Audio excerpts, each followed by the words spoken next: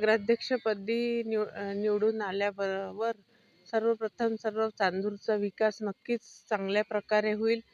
जे रस्ते, नाल्या, पथदिवे, स्मशानभूमीचा विकास, त्याच्यानंतर महिलांसाठी रोजगार आणण्याचा आमदार माननीय प्रतापदादा अडसड आणि अर्चनाताई रोठे यांच्या माध्यमातून रोजगार उपलब्ध करण्याचाही आम्ही नक्कीच प्रयत्न करू.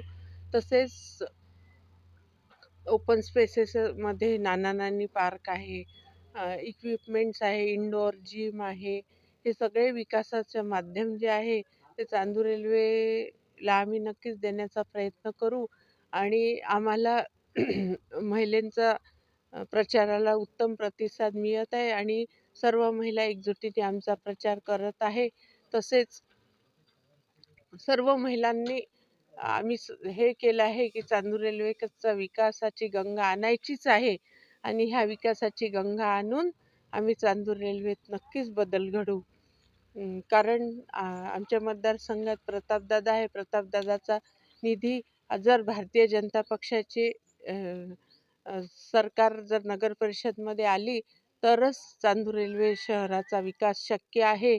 नाहीतर विकास पुन्हा चांदूर रेल्वेचा विकास मागे येईल आणि चांदूर रेल्वे पुन्हा 10 वर्षांनी नक्कीच मागे येईल. तुमचे जे प्रतिस्पर्धी उमेदवार आहेत त्याबद्दल तुम्ही काय सांगाल? मला त्यांच्याबद्दल काही टीका टिप्पणी करायची नाही आहे. मला कोणाच्या व्यक्तिगत याच्याबद्दल काहीच बोलायचं नाही आहे. फक्त आमचं म्हणणं जनतेला एकच आहे की तुम्ही आमच्या भारतीय जनता पक्षाला विजय द्या आणि आमचं नगर परिषद आमच्या हातात द्या आणि या चांदूर रेल्वे शहराचा विकास आमच्याकडून सर्वांगीण विकास करून घ्या.